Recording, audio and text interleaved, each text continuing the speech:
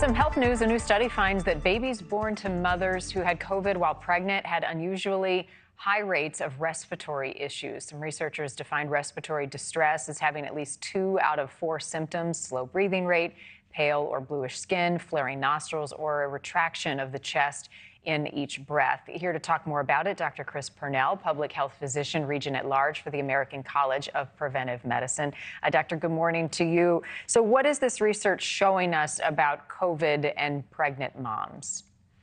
Morning, Marni. The important thing for everyone to realize is the power of prevention. In pregnant women, we already knew that being infected with COVID causes significant risk to the mom and to the baby, risk associated with preterm birth, stillbirth, or even neurodevelopmental delays at birth.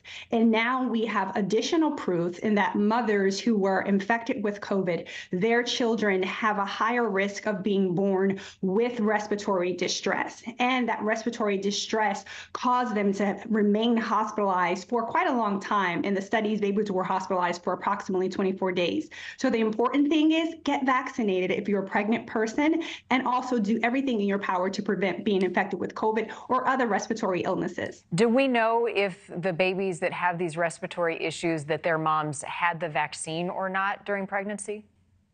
Some of them had the vaccine and others did not. What we know from other studies is that even if you have been exposed to COVID and you had what we're going to call a natural infection, you should still get vaccinated, because the vaccine produces a greater antibody response in the body, so that a person who's been vaccinated with at least one shot, one updated shot that's covering the circulating strains, has more protection for their unborn child than a person who's just had a natural infection. And is there any message for pregnant moms who do get COVID about how they take care of themselves and recover from the illness? Is there any changing guidelines as to that?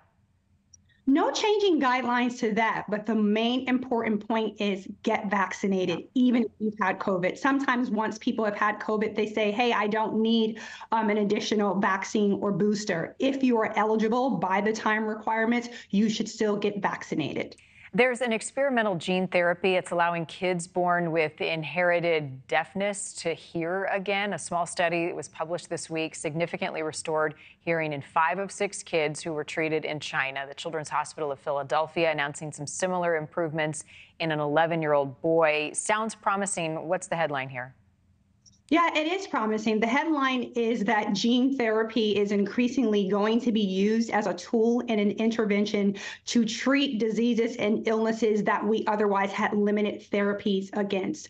And with inherited deafness, we know that typically if a person wants to have their hearing restored, or their family chooses to have their hearing restored, a cochlear implant was the only therapy that was a possibility. With this targeted gene therapy, there will be additional tools. But there are considerations, ethical considerations, especially in the deaf community, to ensure that this is a priority from those who are experiencing deafness. So, an option for some. Finally, the Stanley Cup trend, right? You see those Stanleys everywhere on people's office desks. Kids are taking them to school. There's now a warning: too much of a good thing. Excessive water drinking, becoming too hydrated. Really? Yes, water intoxication. We've always known about this. Most important thing for people to know is if you feel thirsty, you should drink. So often we would hear colloquially, make sure you get your 8 glasses of water a day. That's roughly the estimate, because roughly we think about, 3 liters across both those who identify as men and women is a good range. But more importantly, do you feel thirsty? More importantly, what is the color of your urine? Is your urine very concentrated, so a dark yellow color? You should be drinking more. When you start to drink in excess of those physiological signs, you're in danger of dipping your sodium. And if that sodium dips, you can have things like nausea or muscle cramps, muscle weakness, muscle soreness. And at the end spectrum of that, it can be as worse as seizures or coma. Too much of a good thing, not trendy. Dr. Chris Pernell, always good to see you. Thank you. Thank you for watching. Go to newsnationnow.com to find NewsNation on your television provider. And don't forget to click the red subscribe button below to get more of NewsNation's fact-driven, unbiased coverage.